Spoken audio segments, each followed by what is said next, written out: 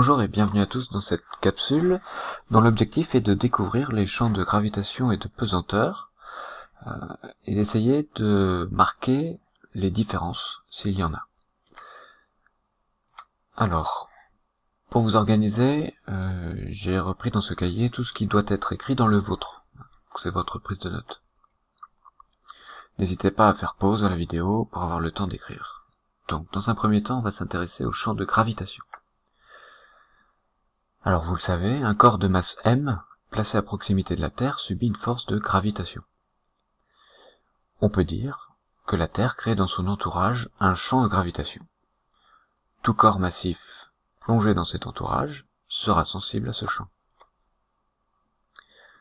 Alors on va illustrer un petit peu notre situation. Donc voici la Terre, qui crée autour d'elle un champ de gravitation et on peut plonger par exemple un astronaute à son voisinage. Alors cet astronaute va subir une force de gravitation, celle-ci étant dirigée suivant la ligne tracée qui est là, qui en fait rejoint les deux centres, le centre de gravité de l'astronaute et le centre de la Terre. Cette force est dirigée de l'astronaute vers la Terre.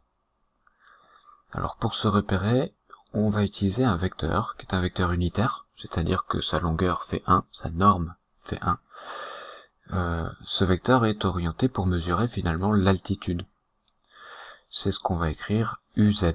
Donc le vecteur UZ, ça représente l'altitude. On se rend compte ici que la force est en sens opposé au vecteur unitaire qu'on a choisi. Alors si on écrit ce que l'on a trouvé, on va détailler un peu cette force de gravitation. Alors vous le savez, on l'a vu ensemble, la force de gravitation peut s'écrire comme ça, donc G, constante de gravitation universelle, fois la masse de la Terre, fois la masse de l'astronaute, divisé par la distance au carré qui sépare les deux centres. Alors ici on a amélioré un peu notre façon d'écrire, puisqu'on l'a écrit sous forme de vecteur. C'est le vecteur force de gravitation. Ce vecteur est aligné avec le vecteur UZ, seulement ils sont de sens contraire, d'où le signe moins. Pour simplifier un peu cette écriture, on peut écrire de la façon suivante, c'est petit m fois grand G. Petit m qui est là, fois grand G sous forme d'un vecteur, à condition d'avoir comme grand G toutes les autres données dans l'expression, c'est-à-dire G sans vecteur, fois la masse de la Terre, divisé par d au carré, fois le vecteur UZ, sans oublier le moins qui est devant. On reprend toutes les grandeurs, ici, sur le vecteur UZ, que l'on regroupe sous l'expression G vecteur. Alors G, c'est le champ de gravitation de la Terre, c'est un champ vectoriel. On peut donc représenter quelques lignes de champ. Elles sont représentées ici, donc les lignes de champ, c'est ce qui est en trait plein, sont orientées vers le centre de la Terre. On peut aussi représenter des lignes équipotentielles. Les lignes équipotentielles sont toujours perpendiculaires aux lignes de champ. Une ligne équipotentielle, c'est une ligne sur laquelle on peut placer l'astronaute. Il subira la même valeur d'attraction vers le centre de la Terre.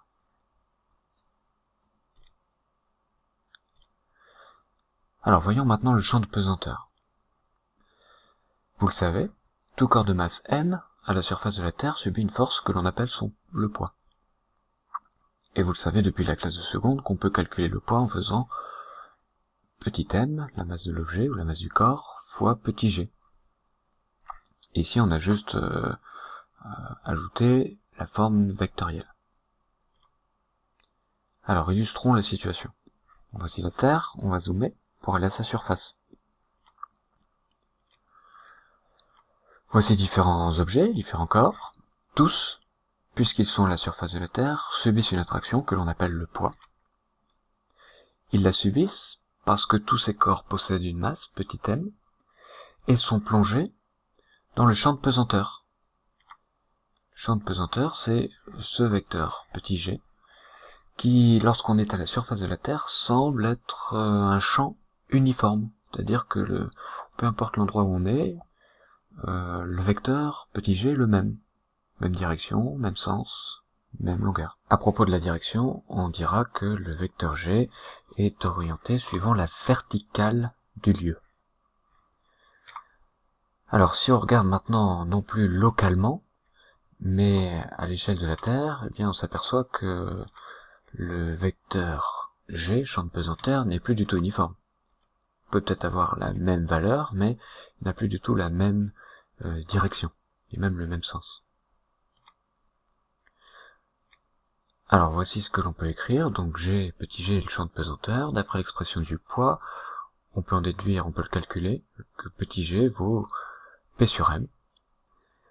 La direction de g définit la verticale d'un lieu. C'est la définition de la verticale.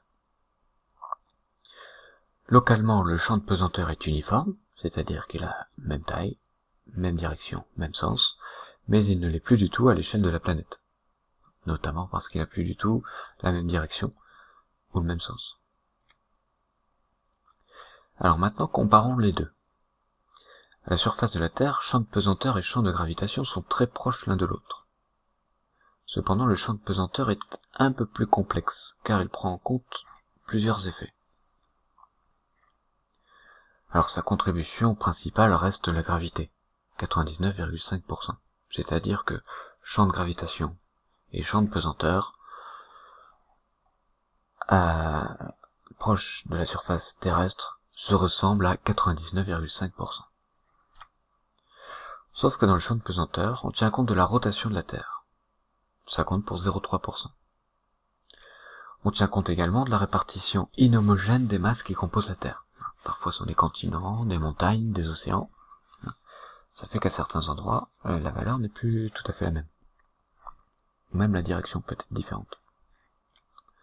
Et enfin, on peut tenir compte de l'influence gravitationnelle des autres astres. Dans l'ordre d'importance, le Soleil, la Lune, vous le savez par exemple par rapport aux marées, ou Jupiter. Alors ça compte pour 0,00002%, ce qui est très petit. Alors en plus d'être légèrement différent, ça va nous permettre de faire une déduction intéressante. On a dit que le champ de pesanteur définissait la verticale, et on a dit que le champ de gravitation était orienté vers le centre de la Terre.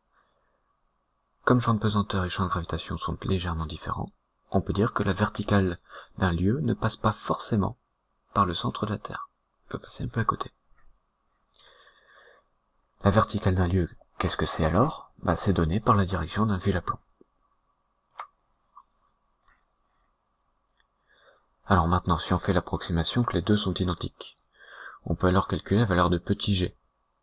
Si petit g égale grand G, alors petit g égale grand G fois mt divisé par d carré. Alors je vous donne les valeurs, et je vous demande de calculer petit g. Attention, respectez bien les unités. Cette valeur sera complétée dans votre cahier et à écrire dans le QCM qui suit. Alors voilà ce que nous retiendrons. Champ de gravitation et champ de pesanteur sont presque identiques. Sauf mention contraire, nous les considérerons comme tels. Je vous remercie d'avoir suivi, et je vous dis à bientôt.